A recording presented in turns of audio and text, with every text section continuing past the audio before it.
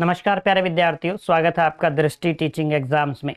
आज हम लोग बात करेंगे दिल्ली अधीनस्थ सेवा चयन बोर्ड की परीक्षा को ध्यान में रखते हुए ही एक अन्य महत्वपूर्ण बिंदु को लेकर। और जो आप में से पीआरटी वाले विद्यार्थी होंगे वो पाएंगे कि उनके पाठ्यक्रम में तो प्रत्यक्ष रूप से ये बिंदु दिया गया है। हम बात करने वाले हैं विकास की अवधारणा को लेकर। विकास की अवधारणा क्या है, कॉन्सेप्ट क्या है, विकास का अर्थ क्या होता है, हमें ये जानना आवश्यक है। अच्छा, जैसे ही आप विकास की बात करते हैं या जब हम पुस्तकों में पढ़ते भी हैं तब भी आप पाएंगे कि हम केवल प्राणियों, अपने मनुष्य के संदर्भ में सारी चीज़ें पढ़ रहे होते हैं।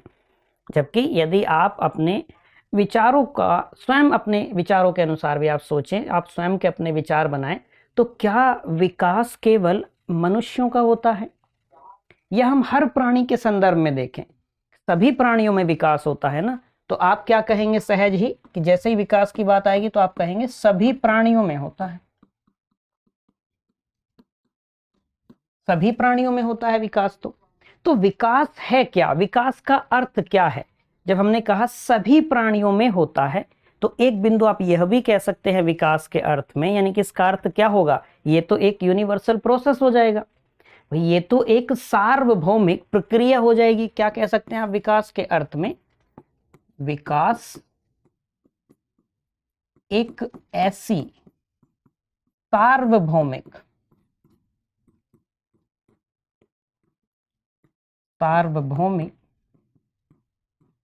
प्रक्रिया है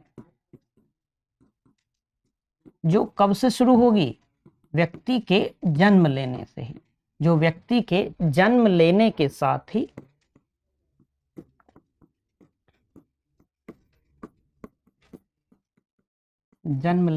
साथ ही प्रारंभ हो जाती है और कब तक चलती है? आप कहेंगे आजीवन। आजीवन अनवरत रूप से जारी रहती है।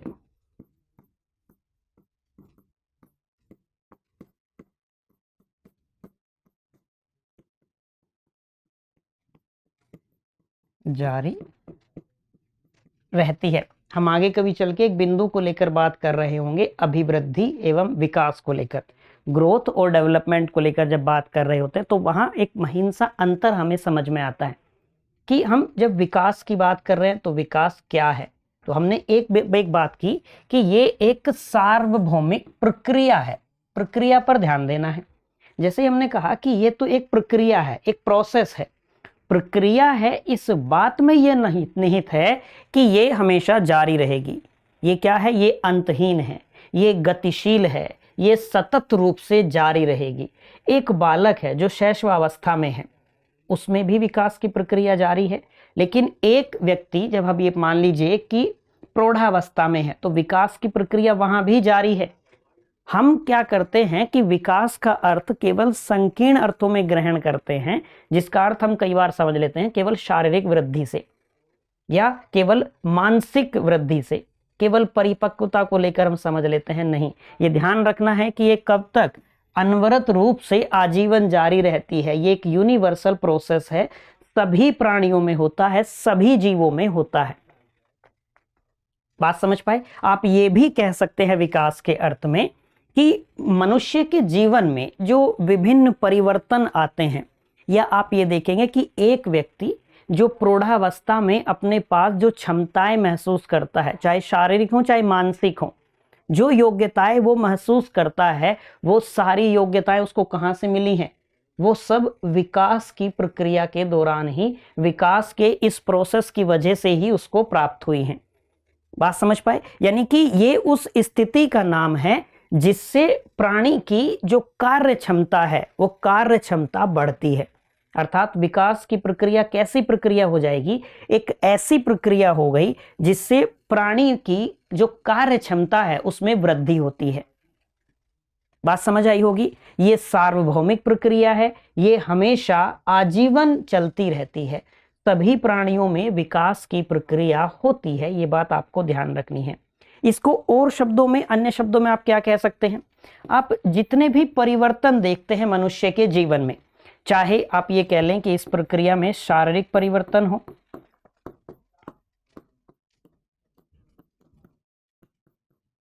इस प्रक्रिया में, विकास की प्रक्रिया में, चाहे आप शारीरिक परिवर्तन की बात करें, चाहे आप मानसिक,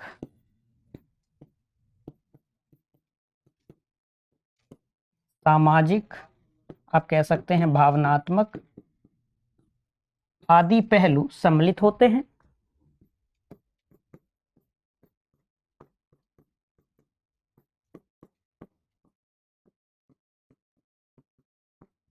सम्मिलित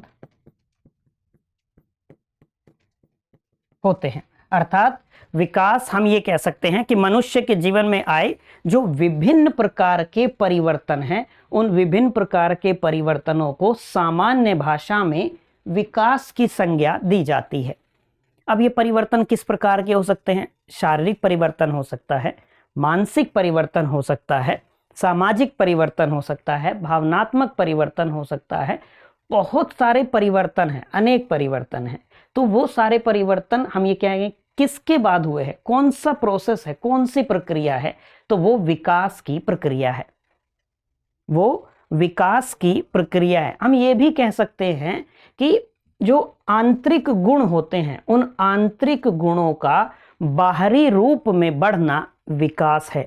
ये बिंदु आप नोट कर लीजिएगा। यह भी कहा जा सकता है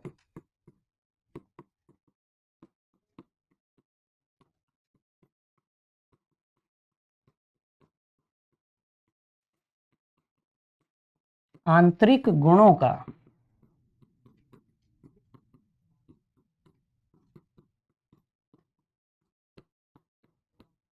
बाहरी रूप में बढ़ना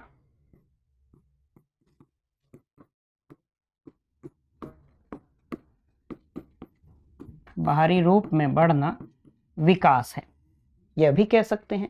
हमने बात की कि हर प्राणी में विकास की प्रक्रिया होती है, अर्थात हम ये कह सकते हैं कि हर प्राणी में कुछ ना कुछ गुण विशेष रूप से विद्यमान होते हैं। ये आप समझ पाएंगे, मूल प्रवृत्तियों के संदर्भ में आप समझ लेंगे। जैसे जो बेसिक इंस्टिंक्ट की हम बात करते हैं, तो मूल प्रवृत्तियां जन्मजात होती हैं। जैसे हम ये कहें कि भय लगने पर हमारा भागना, भय लगने पर भागना, या आप देखेंगे क्रोध आने पर मुट्ठी बंद कर लेना, ये क्या है? या हम ये कहें कि हमें प्यास लगी, प्यास लगने पर पानी खोजना, भूख लगने पर भोजन खोजना, ये क्या है? ये बेसिक इंस्टिंक्ट है, ये मूल प्रवृत्तियां हैं। लेकिन यही मूल प्रवृत्तियों को हम ये कह सकते हैं कि शिक्षा के द्वारा इनको और विकसित किया जा सकता है, इनको और संवर्धित किया जा सकता है। तो कुछ गुण पहले से विद्यमान थे, उन गुणों का बाहरी रूप में बढ़ना ही विकास है। उन गुणों का बाहरी रूप में बढ़ना ही क्या है? विकास है। तो हर प्राणी में कुछ ना कुछ गुण होते हैं। अब वो कैसे कैसे बढ़ेंगे, कैसे कैसे परिलक्षित होंगे? तो आयु के अनुसार परिलक्षित होंगे, उस बालक के व्यवहार के अनुसार परिलक्षित होंगे। तो आयु और व्यवहार के साथ ये जो गुण होते हैं, जो हर प्राणी में कोई ना कोई, कुछ ना कुछ विशेष गुण मौजूद होते हैं, वो कैसे परिलक्षित होते हैं? आयु के अनुसार परिलक्षित होते हैं, वो उसके व्यवहार से परिलक्षित होते हैं। आप पाएंगे जो आयु है, बाल्यावस्था में व्यवहार में अलग अंतर देखने को मिलेगा, किशोरावस्था में व्यवहार में अंतर देखने को मिलेगा। ऐसे जब आप प्रौढ़ावस्था की तरफ जाएंगे तो व्यवहार में अंतर देखने को मिलेगा। ये तो हर अवस्था में है। तो वो उसमें क्या फैक्टर हो गया? आयु वाला। उसमें कौन सा बिंदु शामिल हो गया?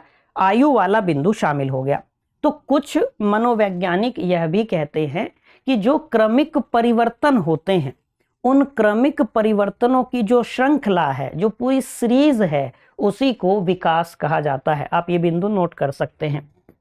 कुछ मनोवैज्ञानिक क्या कहते हैं या मानते हैं?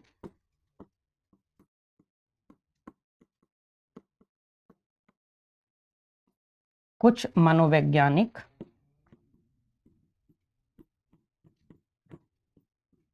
मानते हैं कि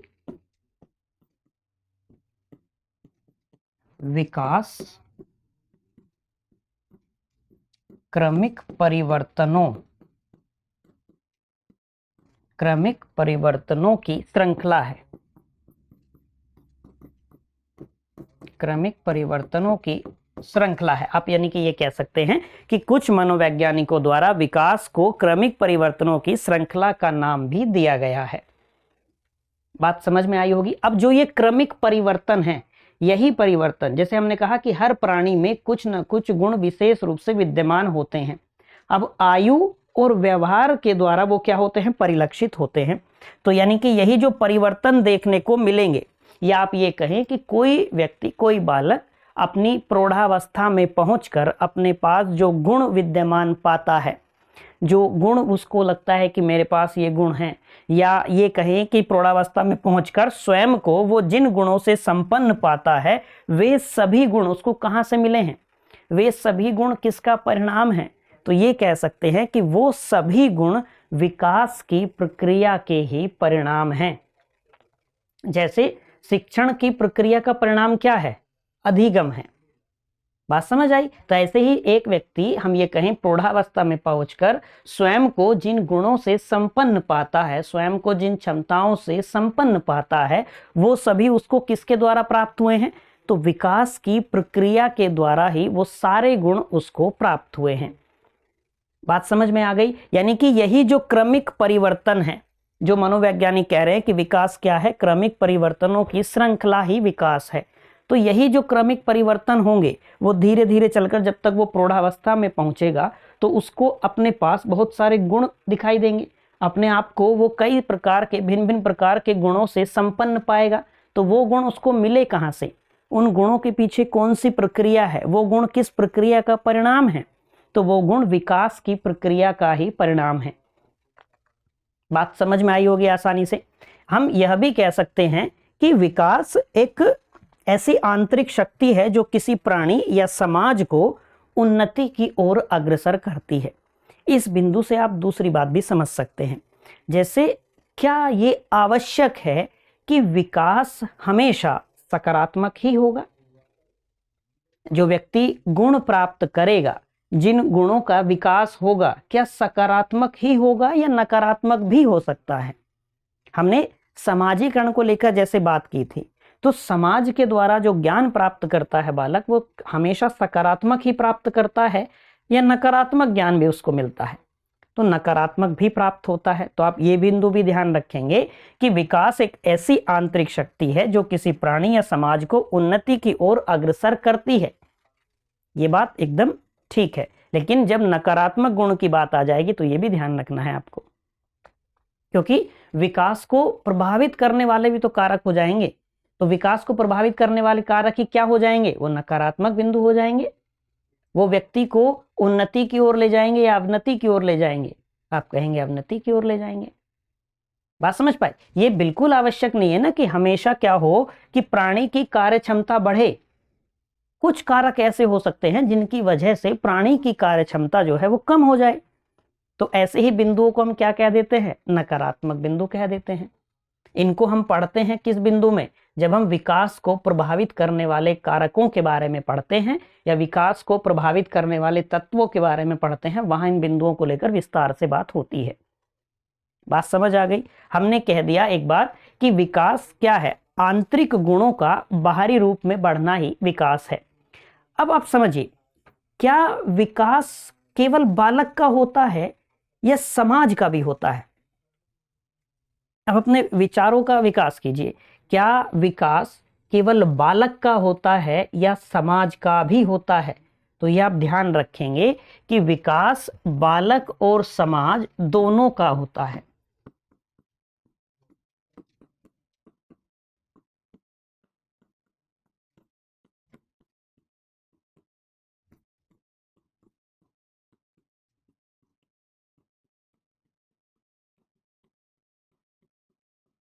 दोनों का होता है।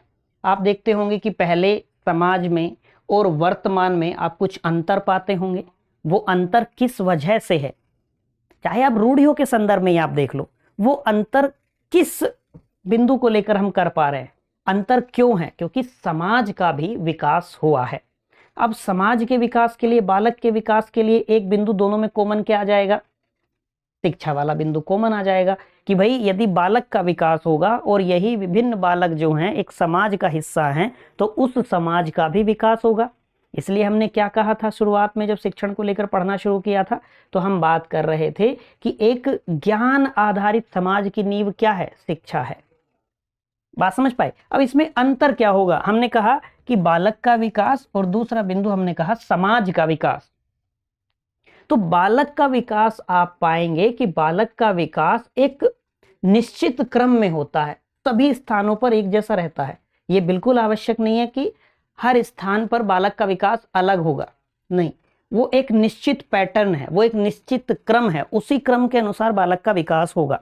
आप ऐसे समझ लीजिए कि आप ये नहीं हो सकता कि भारत में जो बालक जन्मा है वो शैशवावस्था, बाल्यावस्था, किशोरावस्था इस क्रम में बढ़ेगा, या दूसरे किसी देश में बालक जन्मा है तो वो विकास, उसका विकास का क्रम किसी अन्य दिशा में होगा या अन्य तरह से होगा, उसके विकास का क्रम कुछ भिन्न होगा, ऐसा नहीं होगा।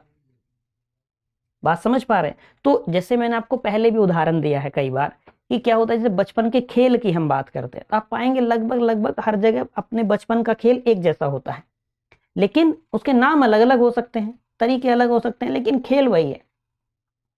यानी जो बालक का विकास है, जो बालक के विकास का एक निश्चित क्रम है और वो सभी स्थानों पर एक जैसा है, चाहे भारत की बात कर लें या आप दुनिया के किसी अन्य देश की बात कर लें, वो सभी जगह एक ही क्रम में होता है, सभी स्थानों पर।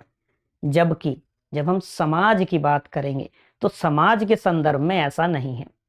समाज के विकास का कोई निश्चित और सार्वभौमिक क्रम नहीं होता है। समाज के विकास का कोई निश्चित सार्वभौमिक क्रम नहीं है। समाज के विकास का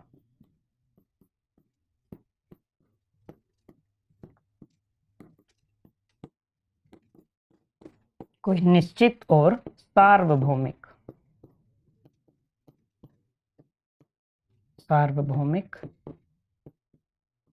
क्रम नहीं है, ये ध्यान रखना है आपको। जबकि जब बालक के विकास के संदर्भ में बात आएगी तो बालक के विकास का एक निश्चित सार्वभौमिक क्रम होता है और ये सभी स्थानों पर एक जैसा रहता है। बात समझ में आ गई? लेकिन समाज के संदर्भ में जब बात आएगी, समाज का जब विकास की बात आएगी तो इसका क्रम अलग अलग हो सकता है, ये स्थान विशेष के संदर्भ में अलग हो सकता है, उसकी गति अलग हो सकती है, यानी कि वो उसका कोई सार्वभौमिक क्रम नहीं है। बात समझ आ गई यहां तक की? अब जैसे सोरेनसन है, आप पढ़ते हैं परिभाषाओं में, तो जो अलग अलग मनोवैज्ञानिकों ने विकास की परिभाषा दी है उसमें आपको एक दो नाम आपको मिलेंगे। जैसे स्किनर का नाम आपको मिलेगा, मुनरो का नाम आपको मिलेगा, सोरेनसन का नाम आपको मिलेगा, या हम कहें लाल बारबा का नाम आपको मिलेगा पढ़ते समय।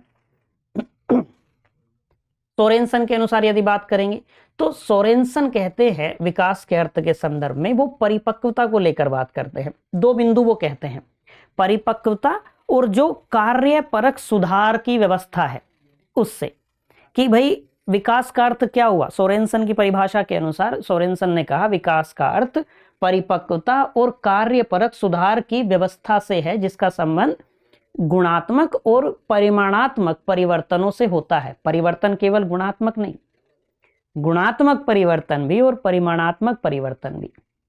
ऐसे ही जब मुनरो की बात आती है तो मुनरो भी ये मानते हैं कि वो परिवर्तनों की जो श्रृंखला है, जो क्रमिक परिवर्तन होते हैं, तो वो कहते हैं कि परिवर्तन श्रृंखला की वह अवस्था जिसमें बच्चा भ्रूणावस्था से लेकर प्रौढ़ावस्था तक विकास करता है, वही क्या है?